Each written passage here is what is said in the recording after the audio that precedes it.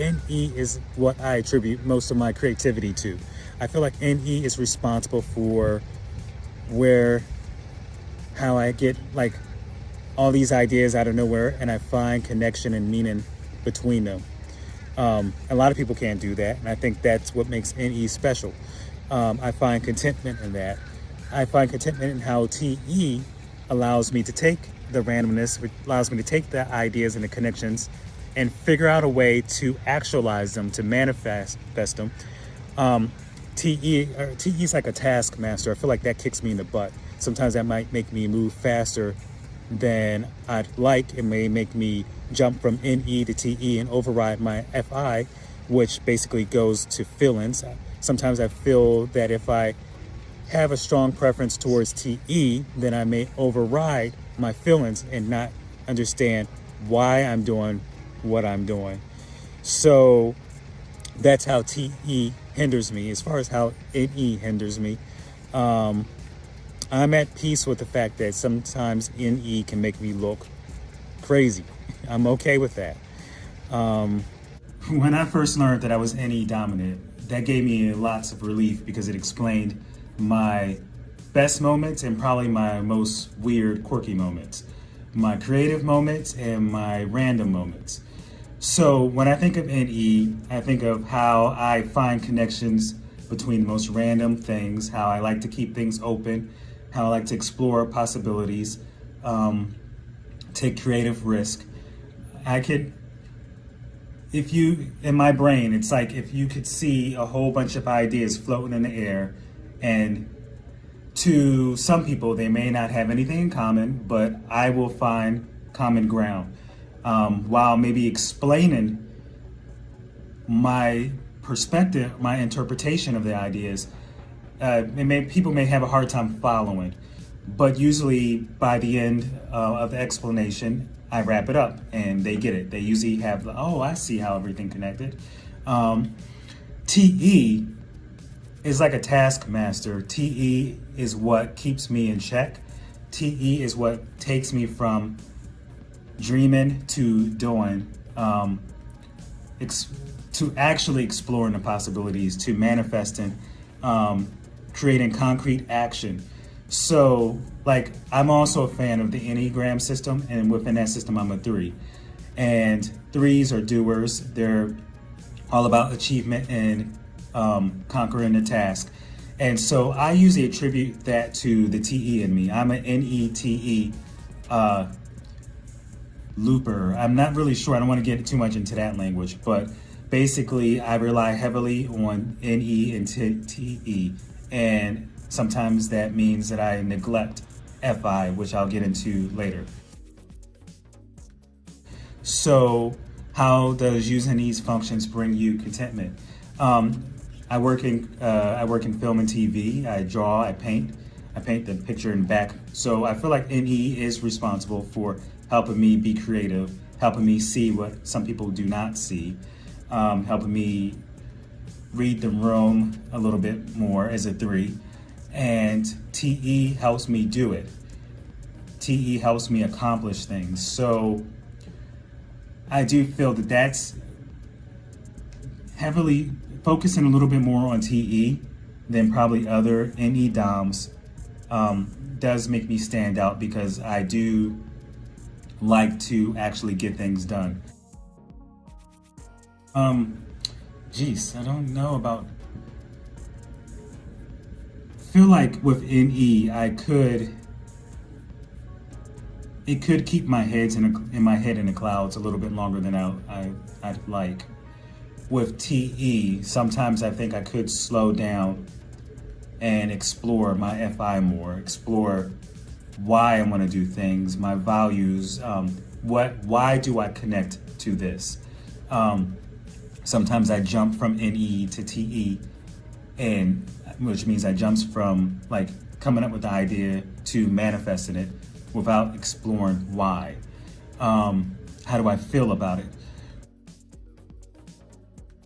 Jumping now to FI. FI is what prevents me from doing things that I don't fully believe in.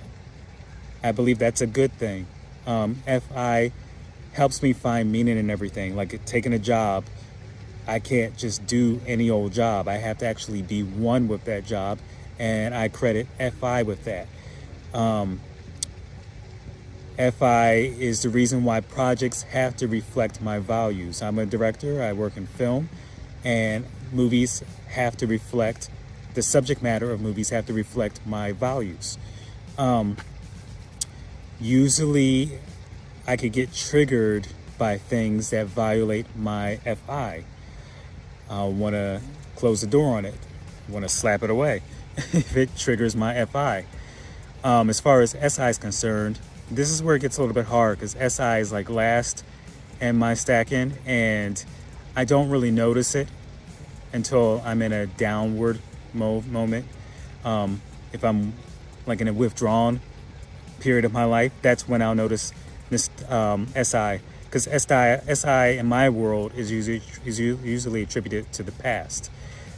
When I'm thinking about the past, if I'm overly nostalgic, then that means I'm not happy with the present, or I don't have future possibilities in mind. That means my NE is probably depressed. And so I'm usually thinking, goodness, well, remember back then when I was this guy and when I had these possibilities and I was all over the place and bouncy and happy? That's usually when SI comes in. SI usually forces me to think about how we do things, traditions, when ordinarily I'm like, I want to find new ways of doing things, new ways of achieving, and being open. SI could kind of make me a little bit more closed and withdrawn.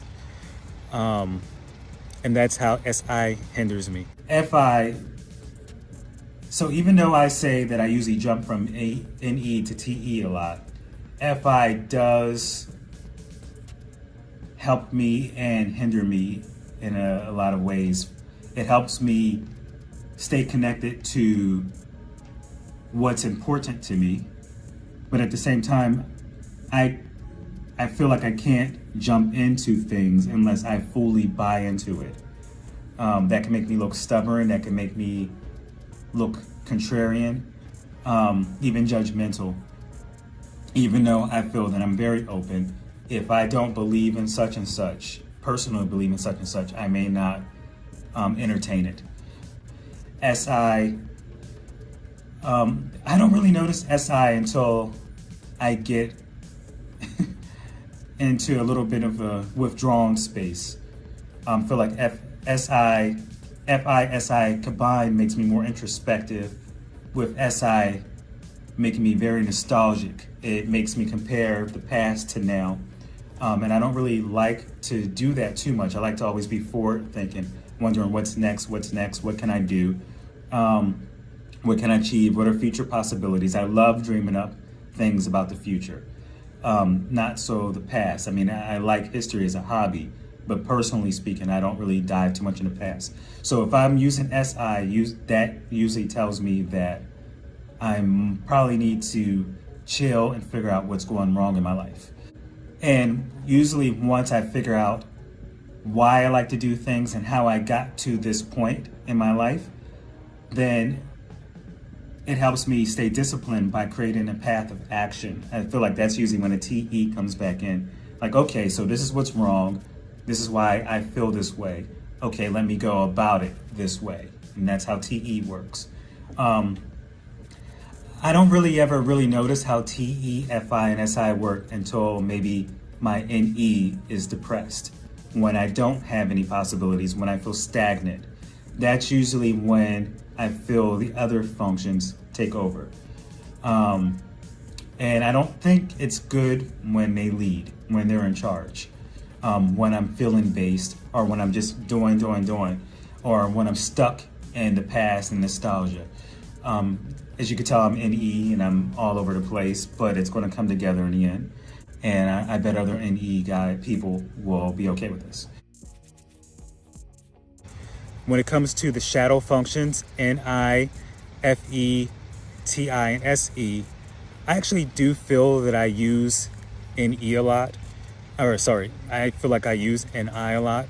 I get like impressions, and I may be misinterpreting this. I don't really know how to interpret my shadow functions. But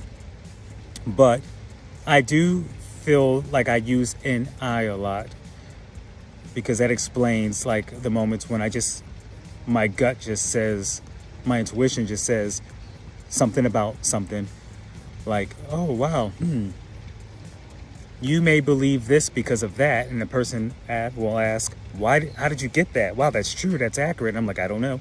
It's just how I feel. It's just what my gut tells me. My intuition tells me. I attribute that a lot with NI. As far as FE is concerned, this is where it gets funny because FE, while it's not part of one of my main functions, my main function FI values a lot of the things that can come off FE. For instance, I value harmonizing with other people and finding connections. I may have a harder time dismissing how I feel about things in order to create harmony, but I will try to find a connection. I will try to create a win-win situation. And I will get triggered if someone deliberately tries to create disconnection and division. So that's how FE works, and this is where I'm going to bring in the Enneagram again. I'm an Enneagram 3, I use both wings 2 and 4, but I do feel that when I go into Enneagram 3 2 wing, I get into a FE mode where I'm all about trying to connect to the people around me. I win by understanding how the world works around me and harmonizing with that. I don't really do that easily, but at the same time, creating harmony and connection is related to my FI. So even though my FI can make me stubborn and make me not want to do things unless I feel that I have to do it, ironically, a lot of FE things kind of interplay with my FI. I value connection. I value harmony. I don't like people who want to create discord and disconnection. That just like really triggers me. And I just want to do the whole NE slap.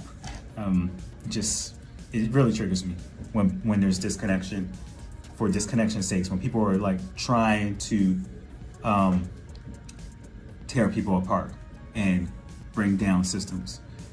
TI is interesting. I normally get in trouble with a lot of TI users because I'm more general, and I could read something like, okay, I get it, this is the gist of it.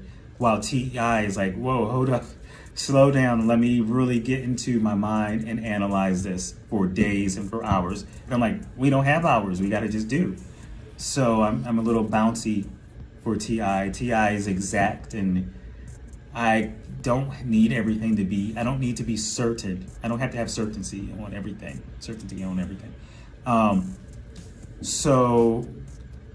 And SE, when I think of SE, I think of people who are very good with like sports and things like that. And if you were to force me to play sports, then you would probably see that I'm not really too good with SE. I'm not as coordinated or fluid. I feel like SE are just very in control with their mannerisms, and you see my hands all over the place. So with Myers-Briggs, I feel like it helps me realize that who I am, and then when I'm around other NE types, other ENFPs, it helps me realize that I'm not alone, because I grew up thinking that I was weird.